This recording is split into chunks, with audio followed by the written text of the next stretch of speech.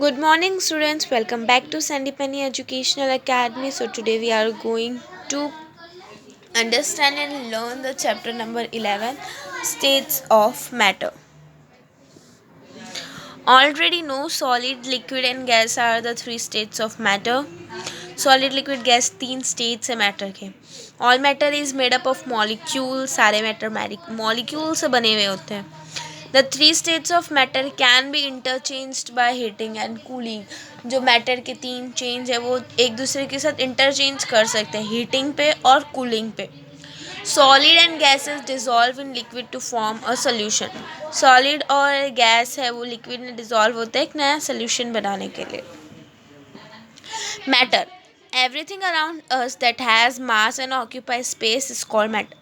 कोई भी चीज़ अपने आसपास जिसमें मास है या वो स्पेस ऑक्यूपाई करती है उससे मैटर. मास मतलब वॉल्यूम, स्पेस मतलब ऐसे सर्कमफरेंस. ओके, उससे मैटर कहते हैं.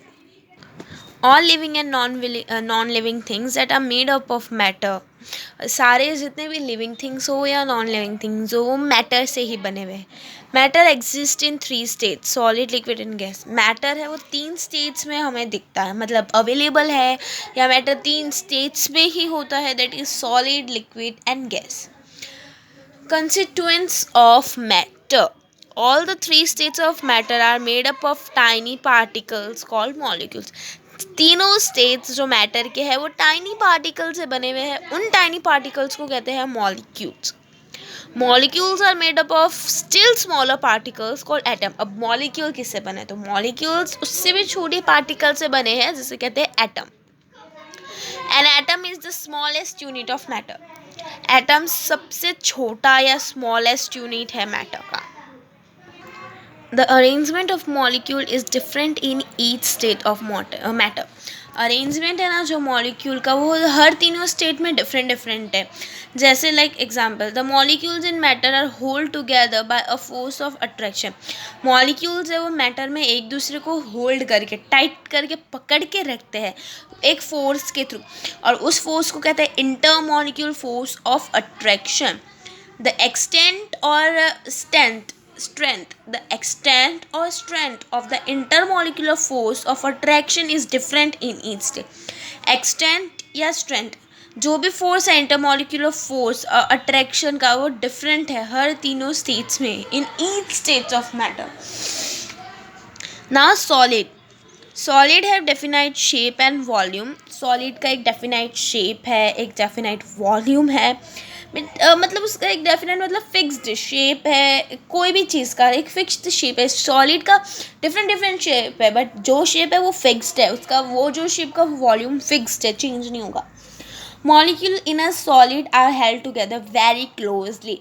मॉलिक्यूल्स है ना सॉलिड में वो बहुत ज़्यादा क्लोजली हेल्ड है. लाइक सिंपल ये जो तुम्हारे बॉल्स है ना, this are your molecules, and you can see there is so little space between them. They are hold together.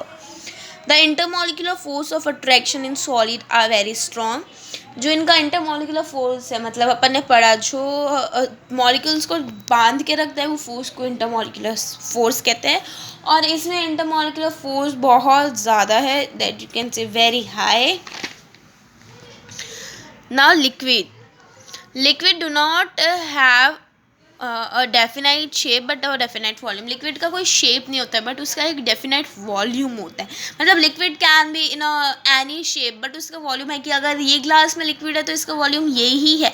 फिर वो दूसरे ग्लास में जाके शेप क्यों ना बदले, but the volume will be the same only. The volume will not be the change. Liquid are free flowing because of the molecule in the liquid are loosely packed. Yes, see you can see that हमने देखा था उसमें कितने hold है और इसमें कितने दूर दूर है. सो लिक्विड इसमें बहुत ज़्यादा फ्री होते हैं लिक्विड में और लूजली पैक्ड होते हैं, इसलिए उनका जो force intermolecular force of attraction इसमें बहुत ज़्यादा स्ट्रॉन्ग नहीं है. Now the next is gases. Gases can neither have a definite shape or nor volume. Gases का ना कभी definite shape हो सकता है ना कभी definite volume हो सकता है, कभी नहीं. ऐसा नहीं कि तुम फिर बोलोगे एक कोई सिचुएशन जिसमें हो, no, not in any situation, कभी भी गैस का डेफिनेट शेप या डेफिनेट वॉल्यूम हो ही नहीं सकता. The molecule in a gas are loosely packed, मतलब वेरी लूजली पैक्ड, इतना ज़्यादा लूजली पैक्ड है लिक्विड से भी ज़्यादा, और उनमें जो इंटरमोलिकुलर फेज है वो बहुत वीक, मतलब ना के बराबर ही है.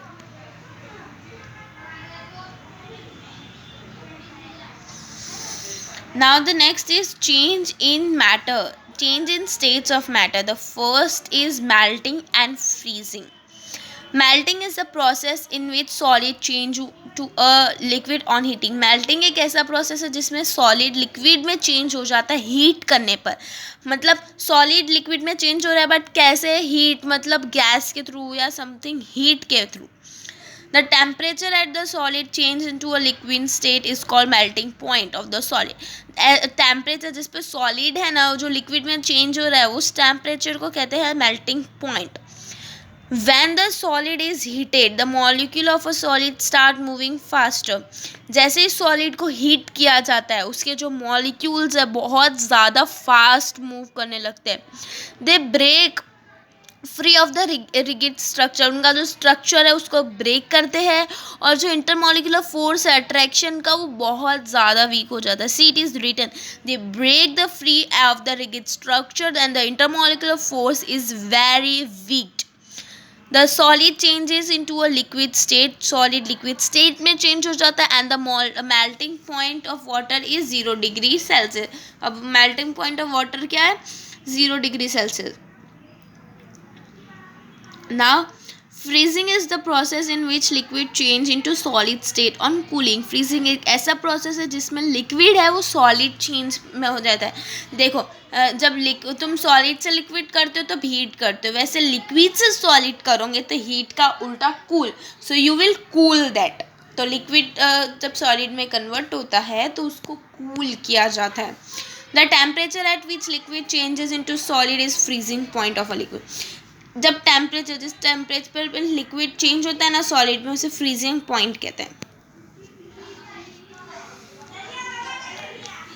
Now the second is evaporation and condensation. Evaporation is the process in which liquid changes into gaseous state. Evaporation ऐसा प्रोसेस है जिसमें लिक्विड है ना गैसियस स्टेट पे चेंज होता है. The temperature at which liquid change into gaseous is called a boiling point of a liquid. As temperature जिस पे लिक्विड गैस में चेंज होता है इसे बॉइलिंग पॉइंट कहा जाता है. At the boiling point the molecules of the liquid gain enough energy to break free. जब है ना बॉइलिंग पॉइंट पे जब मॉलिक्यूल्स है वो लिक्विड में गेन होते हैं तो उनको एनर्जी आ जाती है कि वो अपना इंटरमॉलिक्यूलर जो फोर्स है उसको ब्रेक कर सके. अब जो इंटरमॉलिक्यूलर अट्रैक्शन है वो बहुत ज़्यादा वीक हो जाता है लिक्विड में और फिर वो गैस में कन्वर्ट हो जाता है. The boiling point of water is 100 degree Celsius. Now the next is condensation. Condensation is the process in which gases change into liquid state on cooling. Condensation एक ऐसा process है जिसपे गैस है वो liquid में change होता है cool होने पे. The temperature at which gas changes back into liquid is called condensation point. ऐसा temperature जिसपे गैस है वो फिर से liquid में change हो जाता है तो उसे condensation कहा जाता है. The boiling point of and condensation point of the substance occur at the same temperature. Boiling point और condensation point same temperature same substance पे सेम टेम्परेचर पे होता है. Like the boiling point of water is 100 degree and condensation का भी 100 होगा because it is written same temperature. So now we have written the changes of matter that is melting and freezing and then gases, liquids, constituent of matter, इसमें gases, liquid and what is matter and what you have learned before.